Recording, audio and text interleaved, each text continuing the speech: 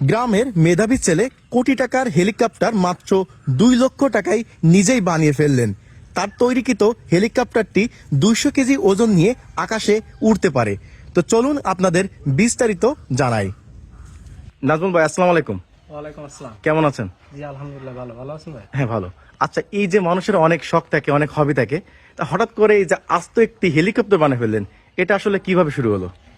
এটা আমার প্রায় গত 3 বছর ধরে আমার বেশ একটা স্বপ্ন ছিল যে একটা হেলিকপ্টার বানানোর। আচ্ছা। কারণ এর থিম সম্পর্কে আমার কিছু বেসিক ধারণা ছিল, যার উপেক্ষাতে মনে করেন যে এত দূর পর্যন্ত আজ পৌঁছানো। এই যে যে হেলিকপ্টার দেখলাম, আপনি প্রথমে একটু স্টার্ট দিলেন, সব পাখা ঘুরলো এবং প্রচুর বাতাস, এটা কি আকাশে ওড়ার ক্ষমতা আছে?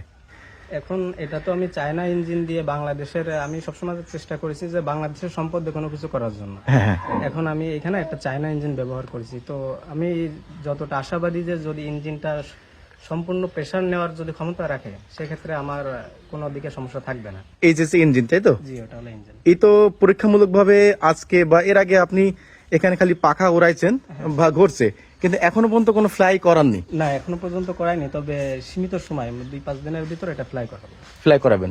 আচ্ছা, দর্শকদের একটু বলেন যে এই যে জিনিসটা বানাতে আপনার আসলে কত দিন সময় লাগছে আর কতটা পরিশ্রম দিতে হয়েছে এর ভিতর? পরিশ্রম বলতে কি, পরিশ্রমের তো শেষ নাই। মেধা, অর্থশ্রম সবকিছু দিয়েই মনে করেন প্রায় 3 বছরের অধিক সময় ধরে আমার এই কার্যক্রমটা শুরু, যার শেষ সমাপ্তি প্রায় কাছাকাছি। এখন যে কোনো দিন যে কোনো সময় এটা ফ্লাই করতে পারে। আবহাওয়ার জন্য আমি বাইরে নিয়ে যেতে পারছি না, কিন্তু যখন আবহাওয়াটা একটু ভালো হবে তখন আমাদের কলেজ জনগণ রাসমতিয়া কলেজের মাঠ প্রাঙ্গণে নিয়ে আচ্ছা যাওয়া আচ্ছা, বন্ধুরা আপনাদের একটু দেখাই। এই যে দেখতে পাচ্ছেন যে এখানে হেলিকপ্টারে ঠিক যা যা থাকা দরকার, অনেকেরই বা অনেক কিছুর নাম আমি জানি না। এই যে দেখতে পাচ্ছেন এখানে যে সামনের পার্টটা, গিয়ারিং সিস্টেমটা এবং ইঞ্জিনটা এই যে দেখছেন, এবং প্রথমে কিন্তু আপনারা দেখছেন যে পাখাটা কি পরিমাণে বাতাস আর কিভাবে মানে ঘুরতেছিল।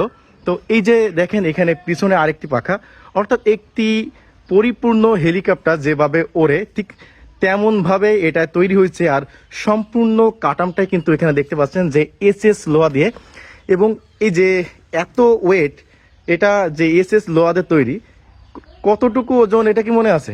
জি, এটা প্রায় 148 থেকে 150 কেজি ওজন আছে। 150 কেজি ওজন, পাশাপাশি আপনাকে নিয়ে একজনকে নিবে, জি। নিয়ে মানে উঠতে পারে। হ্যাঁ। বন্ধুরা, আজকে কিন্তু আপনাদের খুবই ইউনিক একটা জিনিস দেখালাম। তো দর্শকদের যদি আরেকটু বলতেন যে আসলে এই জিনিসটা তৈরি করতে আপনার আনুমানিক কেমন কি খরচ হয়েছে? ওটা আমি তো পূর্বে একটা প্রায় অনেকদিন ধরে তো করা কাজটা। আচ্ছা। তা মনে করেন যে পূর্বে আমি একটা বডি করছিলাম, যে কারণে বডিটা একটু হালকা হয়ে গেছিল। আচ্ছা পরবর্তীতে নতুন করে স্টান্ট করে তারপর আপনার করা হয়েছে, সেক্ষেত্রে প্রায় আমার 2 লাখ টাকার কাছাকাছি প্রায় খরচ পড়ে গেছে। আমরা যতদূর জানি যে অর্ধশত কোটি বা তার থেকেও বেশি দাম কিন্তু হেলিকপ্টারের, বিভিন্ন নিয়ম কানুন মেনে কিন্তু হেলিকপ্টার তৈরি হয় এবং সেগুলো ফ্লাই করে। তো এখানে যেটা দেখছেন এটা জাস্ট নিজের অভিজ্ঞতা এবং নিজের অভিজ্ঞতার আলোকে কিন্তু তৈরি হয়েছে সুন্দর একটি হেলিকপ্টার। এবং যে ইঞ্জিনটা দেওয়া হয়েছে এটা দেখে মনে হচ্ছে এটা জনসন, এটা তো মানে বাইকের ইঞ্জিন, তাই না?